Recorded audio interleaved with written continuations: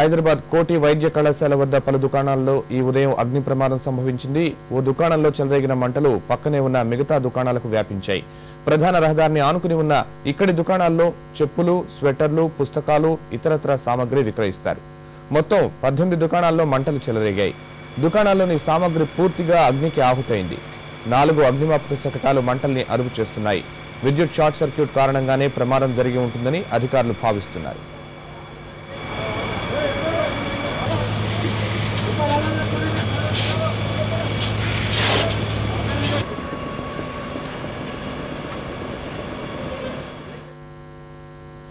దీనికి సంబంధించిన మరింత సమాచారాన్ని మా ప్రతినిధి శ్రీనివాస్ అడిగి తెలుసుకుందాం. శ్రీనివాస్, ప్రస్తుతం అక్కడ పరిస్థితి ఎలా ఉంది? మంటలు అదుపులోకి వచ్చాయా?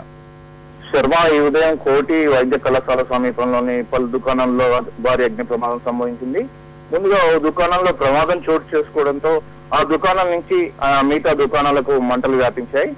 ప్రధాన రహదారిని ఆనుకుని ఉన్న దుకాణాల్లో స్వెటర్లు, పుస్తకాలు, చెప్పులు, ఇతరత్ర సామాగ్రి విక్రయిస్తుంటారు.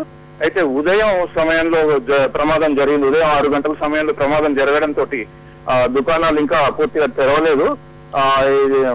మంటలు వ్యాపించిన కారణంగా దుకాణాల్లోని సామాగ్రి పూర్తిగా అగ్నికి ఆహుతైంది. మంటలు ఇంకా అదుపులోకి రాలేదు. ప్రస్తుతం కొన్ని దుకాణాల్లో మాత్రం అదుపులోకి వచ్చింది. మొత్తం ఈ దుకాణాల్లో 18 దుకాణాల్లో ప్రమాదం సంభవించినట్లు అధికారులు తెలిపారు.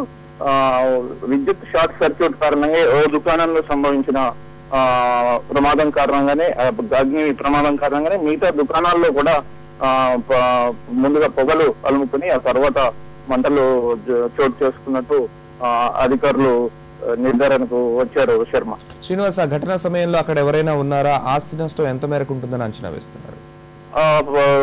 దాదాపు కొన్ని లక్షల రూపాయల ఆస్తి నష్టం ఉంటుందని అధికారులు చెప్తున్నారు. పూర్తిగా ఇప్పుడే స్పష్టంగా ఏమీ చెప్పలేమని అంటున్నారు.